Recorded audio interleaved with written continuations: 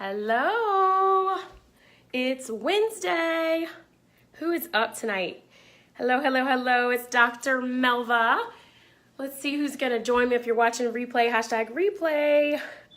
It's Wednesday, Wealth Wednesday. Wanted to come on and chat with you. Let's see who is up. Hello. When you're on, join me, say what's up. Let me know where you're joining in from, what you're up to tonight. I wanna talk about money tonight. So shout outs. Hey Dawn, how are you doing? Let me know if you want to hop on live with me. Invitation's always open.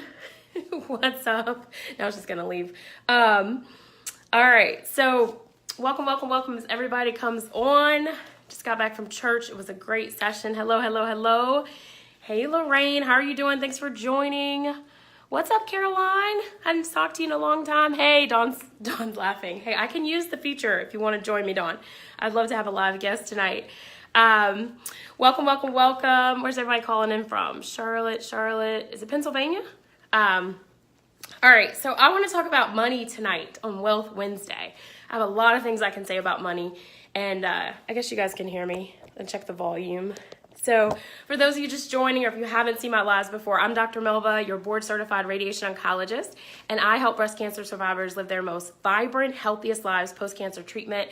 I do that with my online coaching programs. You can follow me over on facebook.com/Dr. Melva, DoctorMelva. Welcome. Hey, Dr. Lorraine, how are you doing? Hey, Kia, what's up? What are y'all doing tonight? How's the weather where you are? It got a little chilly the other couple days. I'm in Chesapeake, Virginia, but now it's like, it was hot today, but it was a beautiful day. So I'm blessed coming out of church, super excited. I want to talk about money. So today we're going to talk about 3 ways to crave the money journey. Did you like that title? Let me know what you think about the title, because one of the things I want to talk to you about is marketing, okay? So I have this nice marketing, which I know is backwards. And I wanted to kind of read that. And it's a section called Crave the Journey. It's from Porsche. What's up, Angelina? Thanks for joining. How's everybody doing? So, crave the journey. So they say, like a predator, always on the hunt for its prey, the 718 GTS models are insatiable. This is Porsche marketing, okay? They always crave more heart pounding, more corners, and more adrenaline with every turn. The wheels chew up the pavement at every chance, looking for the next delicious journey. So I was reading this. What's up, double down here in Columbus? You're in Columbus, Ohio? Yeah, it's super hot. What's up, Helen? Thanks for joining. So when I'm reading that, that's one of the things I want to talk about for the 3 ways to savor the money journey. What's up, Angie? Long time no see. Thanks for joining. So I got the Crave the Journey. And again, I know this is like backwards because I don't have it on my, I guess I can turn my screen around on. So I'm reading. Well, that didn't really work well because it's in the light. Hold on. I need technical support. But anyway, I'm reading this from the Porsche magazine. See that beautiful picture? Like, this is marketing, and this is why I want you to learn marketing. Oh, Columbus, Georgia. Okay. So Crave the Journey. So turn this back around. So I wanted to come and talk about money because I've done a lot of good things with money. I've been in a wealth attraction. I've attracted money. I've made a lot of poor decisions around money. And there's a lot of mindset and things that come with money and what money is surrounded with. So I was kind of thinking back to when I was in California, because I'm going out there next week. So shout out to anybody watching from California. If I haven't told you I'm coming. I may pop by where you are. But I'm super excited about going back because when I was in California, I was in training. And let me be honest with you. I was and I took notes to make sure I don't miss anything. And for those of you who are just joining, I'm a radiation oncologist. So I was in residency in expensive California, right? So not only was I in training, my husband and I decided to start our families there. What's up? Hey, Jessica, thanks for joining. And so we decided to start our family while we were in California. Money was high, come out of medical school, didn't have a lot of cash. And so I found myself in this broken, poor mindset, okay? Has anybody ever been there before? Or are you stuck there? And let me tell you what this looks like. Hey, Jessica, what's up? Hey, Susanna, thanks for joining. When you're in a poor and broken mindset, a couple things happen. You use language that keeps you in that poor mentality. You see limits on what's possible for you.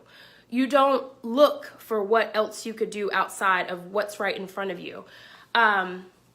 And I didn't understand money at the time that I was in this poor mindset as a broke resident. It was even in the language that we use. So for those doctors who are joining me, you know what it's like to be a broke resident. We make jokes about when the reps come that we eat all of the free food. Right, been there, Lorraine. Exactly, Doc. So it's like, you know, literally we lived on the styrofoam boxes and aluminum foil, where in California they fed us a lot as residents. So every time there was an event where there was food, all of us broke residents were there getting food. But we were in this broke mentality, which I didn't understand. And the reason I bring that up is because I help a lot of people, even other doctors or high income earners. And I find that even when you start making the money, if you don't get out of that broken mindset, your finances won't change. So that's why I want to go to marketing, right? So when I discovered that I had to get out of this broken mindset and stopping to use the language of broke resident or struggle bus or financial pain, you know, saying I was constantly in it. And I had to do a lot of personal development, a lot of classes, a lot of books on tape to learn about making the transition and shift. It started with my language. So when we think about language, we think about marketing. So that's why I brought out the Porsche book that I was telling you, and they had the title in there, Crave the Journey. So I was looking back and I was like, gosh, if I could help somebody who maybe was a broke resident or even someone that was in a position of financial pain or someone who was looking to change their money story, right, mind, body, and spirit, exactly, Lorraine. Someone looking to change their money story, like what do I wish I would have known? So going back, I was pregnant with my first child. I got married right after I finished medical school. I was pregnant with my first child during intern year. So it was just like, hey, if everything's going to happen, it's just going to be rough right here. So, you know, being on night float, doing the rotations, like I just did it all. And then when I started my residency, I was out in California. I moved when I was 36 weeks pregnant. It was super hard to find an OB-GYN because nobody really wants to take someone who's so far along, right? I know my OB-GYNs understand that.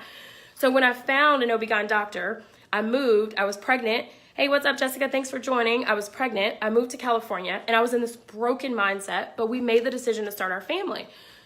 So what I wish someone would have told me as I was paying the bills with credit cards and the credit card debts were adding up and I was going through every single thing on the insurance when we were having a baby to make sure we got whatever things, I wish someone would have told me 3 things, okay? And I'm going to talk about those and I hope you get value. Let me know if this is helpful.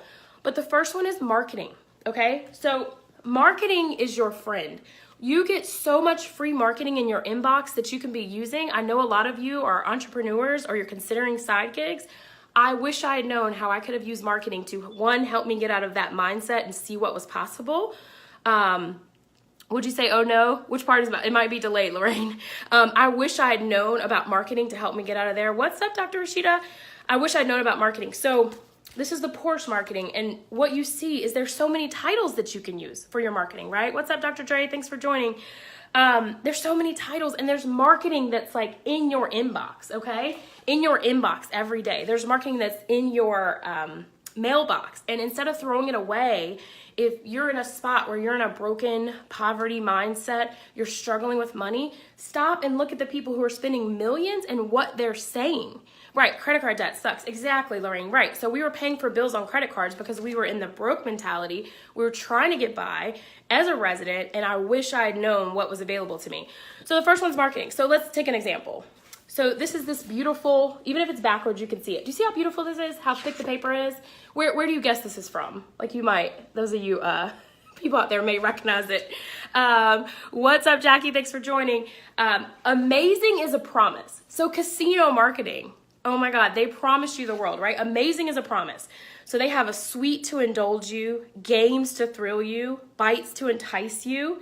Call today, right? So my point is use what's in front of you. Free marketing, okay? Porsche, let's look at some of the headlines. So those of you who are doing social media, posting to do your business or marketing, whatever business you have or you're looking to get into, you can tweak some of these headlines. And a lot of the headlines that you can use for your business are sent to your mailbox, right? What's up, Courtney? Thanks for joining. So for example, Porsche, it's worth the drive, right? So you can change that with whatever you're using for yours. Crave the journey, which you see how I changed that. Don't copy it exactly, but model. Satisfy your hunger. Like when you stop and read that, like look at that. Satisfy your hunger. Like I want to drive this car. and I want to satisfy my hunger. I don't want to have to pay for it, but I'm waiting for them to send me a car in the mail. Okay, courage that could only come from a sports car. Like, you can change that. Courage that could only come from a pediatrician, right? You know, like, you could totally change that. So anyway, just going through these. Leaders never slow down. And this is from a car magazine, but they have billions of dollars that go into this marketing in this book that they send out to us. So that's the first thing I wish I knew when I was in that broken mentality, poverty mindset, making ends meet with coins as a resident. I wish someone had told me what I could do with marketing. The number 2 one I wish I'd known about was the side gig economy. So how many of you, by show of hands, raising hands, comment, are part of the U economy or the side gig economy? Do you have a hustle? Are you looking to get in a hustle? Let me know. I've been with one for the last 3.5 years, but I've done a lot of side gigs. So I have a lot of experience in this.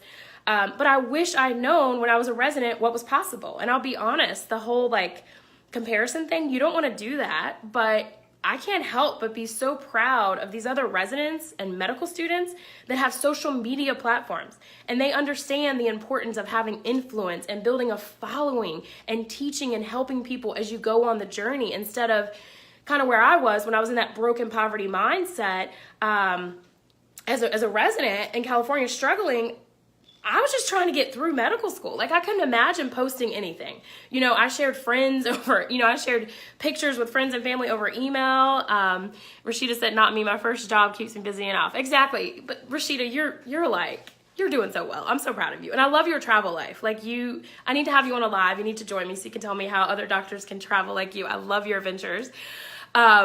So I wish I'd known that there was that possibility. And I see these young residents now and doctors and just anybody kind of going through study, and they're getting it, that you have to be part of what is going on if you choose to, and that you don't have to struggle. So I don't think I really knew about the side gig economy. So for example, Uber. I don't know if Uber was around when I was a resident, and maybe it was. It probably was, because I'm not really that old, but it wasn't available to me, right? So if you don't know something's available to you, it's as if it doesn't exist, right? And Airbnb, like, that's something new and sexy now, right? Relatively, where you could make money, you could save money. So like when I was in this broke mentality mindset as a resident, I didn't go places because I didn't have the money to go. Right? So I was an expert, I'll tell you, which is funny. In California, I'm really lucky. That's where I did a residency and had 2 children. There were so many opportunities for beautiful, fun, exciting things that were free. So if you needed to know where the free things were, I was your girl, right? So I knew about everything, signed up everything. I had my kids. We were all in the festivals. We were outside. We enjoyed the ocean. So we got by, but I didn't know what was possible. And I didn't travel as much during that time because I didn't know, I could save money at Airbnb. And maybe it wasn't as big back then. Other side gig economies. Is this helpful? Let me know if you guys are getting any value from this. But these are things I wish I would have known. Network marketing and direct sales. Again, that's what I choose to do. I've been doing it for about 3.5 years. Did I kind of know about it during residency? Yes, but I said no because I was like, I'm just too busy. But we're always going to be too busy, right? And then passive income streams. I knew about passive income streams as far as like real estate, but I hadn't looked at other passive income or residual income streams that were available at a time that I was struggling, and I wish I would have known that. So, and the third thing I wish I would have known for 3 waves to crave the money journey when I was in this broke resident mentality before I had money, before I transitioned. Awesome. Thank you, doctor. I'm glad Lorian said very helpful. I wish I would have understood the concept of leverage. And I'm still understanding that. So one of the simplest ways you can get leverage, I have a lot of moms, working moms on this call. What's up, Doc Indy? Thanks for joining. One of the simplest ways to leverage yourself is seriously to outsource. And I know I've come on here and said this before. I'm struggling a little bit right now because I'm not outsourcing, because we're doing some sacrifices right now to get to some goals, and we're working on some really big things. We're always working on big things, but I'm suffering a little bit because I'm not outsourcing a lot. I'm doing a lot of the things like for the house. Let's look at the house as a business, working mom and wife, 3 kids. We're just now getting to sports, and I haven't outsourced. So it's kicking my butt. But you should outsource if you have the ability. And that's something I'm going to get back to. That's something I did at some point. But if you're stuck, that you're broke and you can't afford to get anybody to help you, you're not going to outsource. You're not going to have any leverage of your time and your ability. Yes, Dr. Rashida, loving outsource. So what all do you outsource, Rashida? I would love to know. We've outsourced someone to help with the laundry. We've outsourced someone to help with cleaning. We have landscaping. We have rental. Okay, my battery's low, so I'm gonna have to wrap it up. But we have landscaping. We've outsourced. We used to try to cut all the yards ourselves on some of our rental properties and commercial properties. What's up, Linda? Thanks for joining. We've done, yes, babysitter every day. Oh, that's good, Rashida. I like that. Do you have like a live-in nanny? Oh yeah, I forgot that. We've outsourced babysitting before. Landscaping, yes. Landscaping is a good one because right now we're blessed to live on about 2 acres, which is a lot. Like, people get excited, but I would really rather do less because it's a lot of maintenance. You know, those of you who I've shown a picture of how much maintenance it is, especially in Virginia where the weather, you know, changes. It's a lot of rain. But landscaping, and then we have some properties in other states, so it just made sense to outsource the landscaping.